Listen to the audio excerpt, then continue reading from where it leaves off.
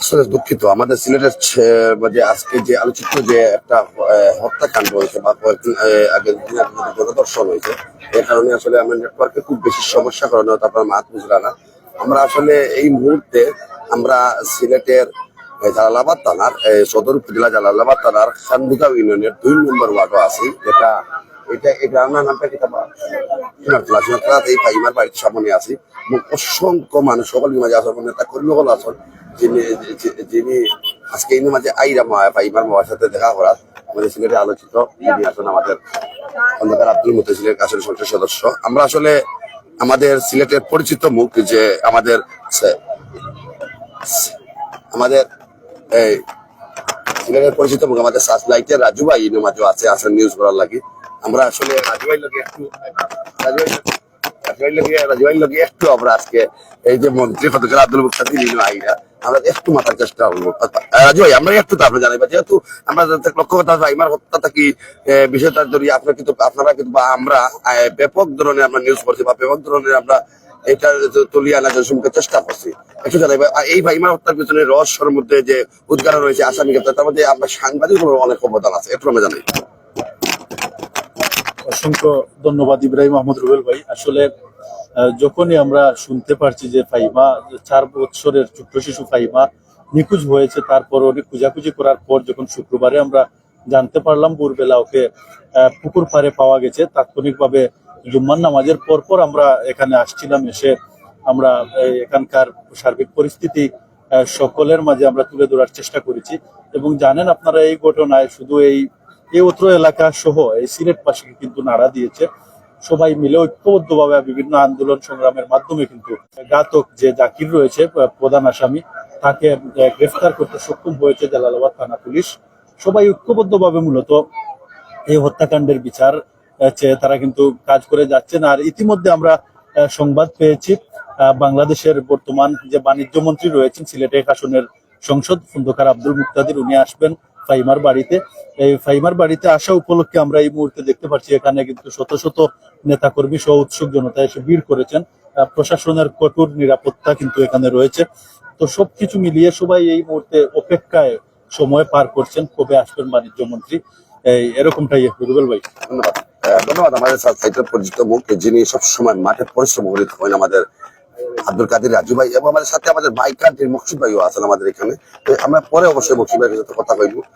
আমরা আসলে আমরা আসলে যারা আপনার কথা কই তারা লোক আসলে আমরা একটু মাতি আপনার লগে। আচ্ছা, আপনার লগে একটু জানাইবা খন্দকার মুক্তাদির আজকে তো অন্য আইডি আপনারা অপেক্ষা করা, একটু তো আমরা যদি জানাই। ধন্যবাদ মিডিয়া আপনাদেরকে, মাঝে মাঝে যারা এটা নিয়ে আপনারা কাজ করতেছেন। আমরা দিকে দেখেছি আমাদের রানিশা নামে একটি মেয়েও আমাদের ঢাকার বাইরে একটি হত্যা, সেখানে মাননীয় প্রধানমন্ত্রী তারেক রহমান স্বরাষ্ট্রমন্ত্রী গিয়েছিলেন, স্বরাষ্ট্রমন্ত্রী।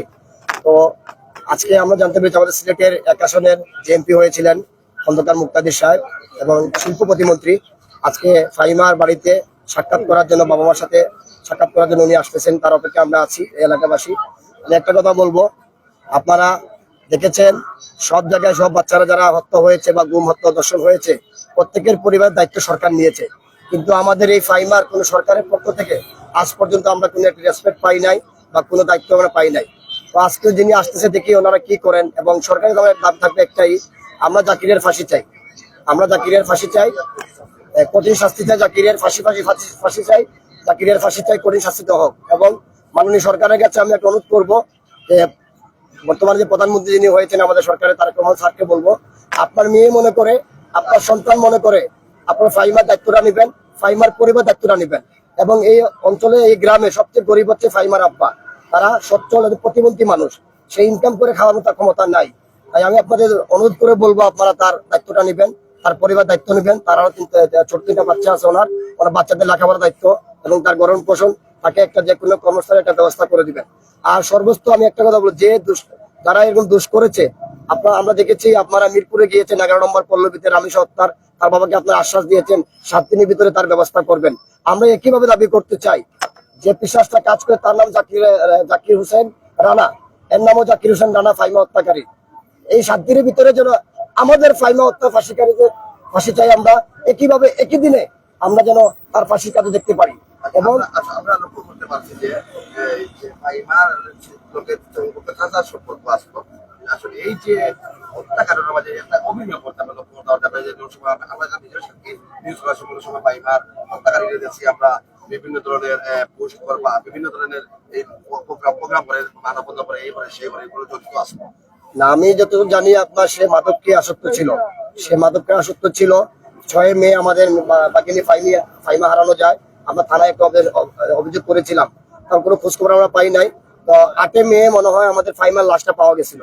তখন থেকে সে শুরু থেকে তার সে দর্শন করে, সে হত্যা করে।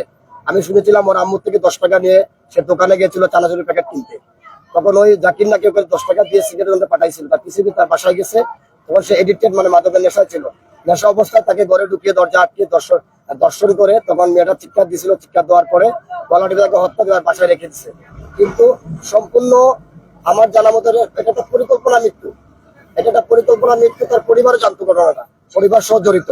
আমার একটাই দাবি থাকবে সরকারের কাছে, এমন একটা আইন আপনারা তৈরি করেন, যারা শিশু নির্যাতন দর্শন করবে, সে আমার ভাই হোক, যার ভাই হোক, যারই সন্তান হোক, তাকে প্রকাশ্য দিবালোকে তাকে খরচ করে দেওয়া হোক। আমি এটা চাই।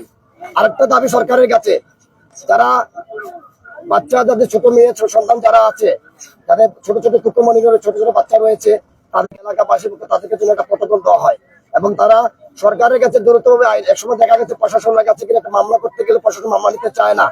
আমি বলবো সে গরিব হোক, দরিদ্র হোক, একজন রিক্সা চালক হোক, তার দায়িত্ব হচ্ছে মামলা নিতে হবে। সে অপরাধী, সে আমার ভাই, আমার সন্তান যে হোক না কেন, সে অপরাধী।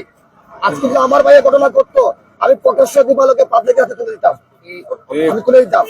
ধন্যবাদ আপনাকে জানাই। আপনারা মিডিয়া যারা আছেন, আপনারা এটা নিয়ে অনেক কষ্ট করতেছেন। আজকে মিডিয়া আছে বিধায় আমরা ফাইমা হত্যাকারী এখনো আমরা চালিয়ে যাচ্ছি এবং যতক্ষণ ফাইমা হত্যাকারী ফাঁসি না হবে রাজপথে থাকবো এবং তার শেষ দেখে যাব। ধন্যবাদ। আসলে এই মুহূর্তে আমরা আমাদের ফাইমের বাড়িতে আছি। আমরা অনেক পরিচিত সাংবাদিক লোক আমরা আমাদের সাথে সিলেট জার্নালের একজন সাংবাদিক আছেন আমাদের। আমরা একটু আপনার সাথে কথা বলবো ফাইবার বিষয় নিয়ে। আমাদের খন্দকার মুক্তাদিরও আসছেন এখানে।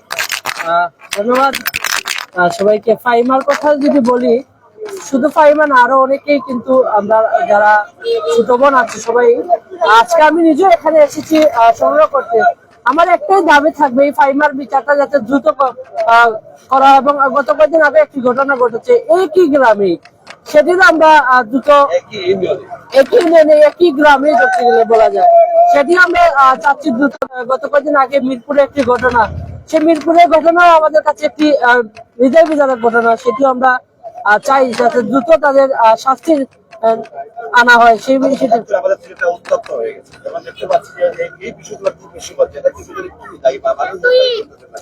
আমি একজন গণমাধ্যম কর্মী হিসাবে যেটি বলবো, এটি হলো আমাদের সামাজিক যারা আছেন তাদেরই দায়ভার বলবো।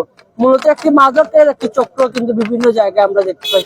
সেই মাদকটি যদি নিয়ন্ত্রণে আসা যায়, তাহলে আমার মনে হয় সেই যে কার্যকলাপ গুলো আছে সেগুলো বন্ধ করা যাবে। আপনারা দেখেছেন গত কয়েকদিন আগে একজন ছিনতাইকারী র্যাবের সদস্যকে কিন্তু নির্মম ভাবে কিন্তু তিনি চুরির আঘাতে মৃত ঘোষণা করে এবং আমরা নিজেও কিন্তু রিপোর্ট করেছি। সেই বিষয়টি নিয়ে আমরা যেটি বলবো, মাদক কারবারি যেটি আছে তাদেরকে আপনারা, পুলিশ প্রশাসনের কিন্তু একটি ব্যর্থতা বলা যায় মাদক কারবারিদেরকে ধরতে গেলে।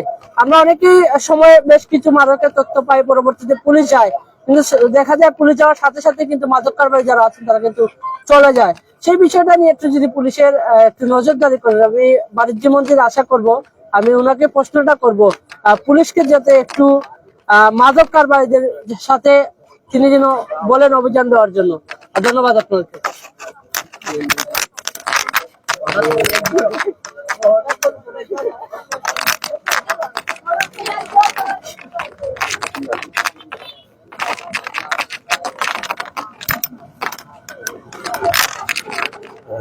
সুপ্রিয় ভিউয়ার্স, আমরা এই মুহূর্তে অবস্থান করছি ছোট্ট শিশু ফাইমার বাসার সামনে। আমরা একটু কথা বলার চেষ্টা করবো। এখানে অনেক ঊর্ধ্বতন কর্তৃপক্ষ রয়েছেন, আমরা তাদের সাথে একটু কথা বলার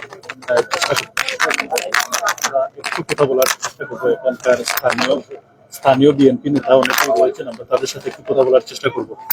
এই যে আলোচিত 4 বছরের ছোট্ট শিশু ফাইমা হত্যাকাণ্ড, সবকিছু আপনারা অবগত রয়েছেন। আন্দোলন সংগ্রাম করতেন। সর্বশেষ বাণিজ্য মন্ত্রী এখানে আসছেন, এই নিয়ে যদি একটু বলতেন। বিসমিল্লাহির রহমানির রহিম। আমরা অত্যন্ত মর্মাহত।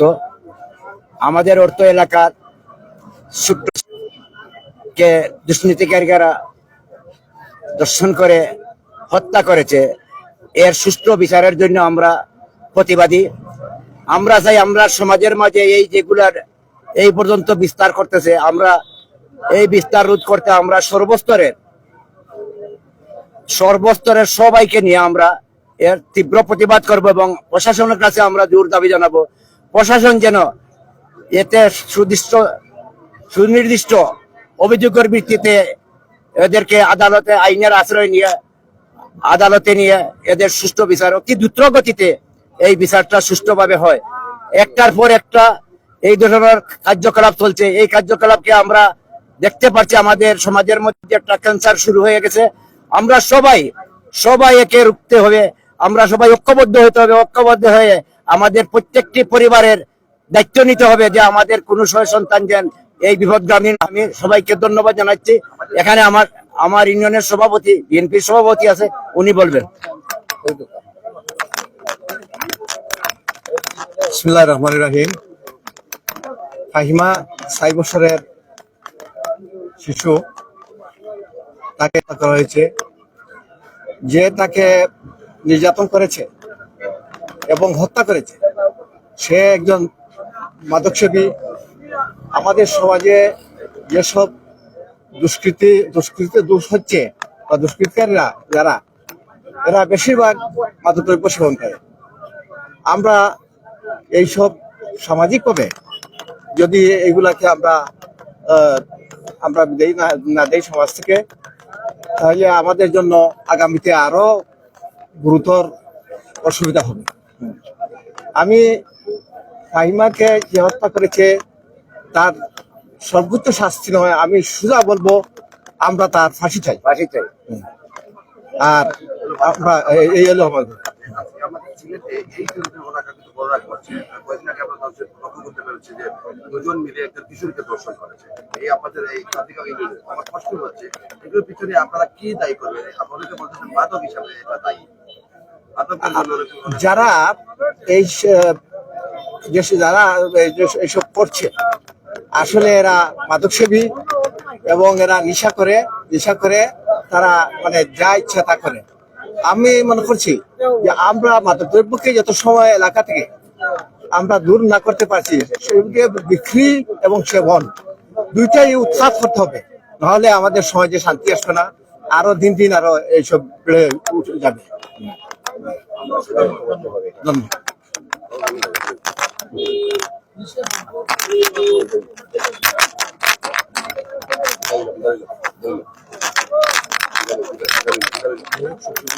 কিছুক্ষণের মধ্যেই কিন্তু সিলেট প্রশাসনের সংসদ সদস্য বর্তমান সরকারের মাননীয় বাণিজ্য মন্ত্রী খন্দকার আব্দুল মুক্তাদির আসবেন এই ফাহিমার বাসার সামনে ওর পরিবারের খোঁজখবর নিতে। দীর্ঘক্ষণ যারা আমাদের সাথে ছিলেন আবারও সবাইকে ধন্যবাদ জানাচ্ছি। আমরা সবসময় চেষ্টা করছি এই ফাহিমার ঘটনার বিভিন্ন আপডেট দেওয়ার জন্য। আপনারা জানেন যেদিন শুক্রবারে ওকে পাওয়া যায় তারপর থেকে আমরা একের পর আপডেট দিয়ে যাচ্ছি। যাই হোক, এই মুহূর্তে সালাতুল মাগরিবের আজান, আমরা লাইভ থেকে বিদায় নিচ্ছি। সবাই ভালো থাকবেন। আসসালামু আলাইকুম।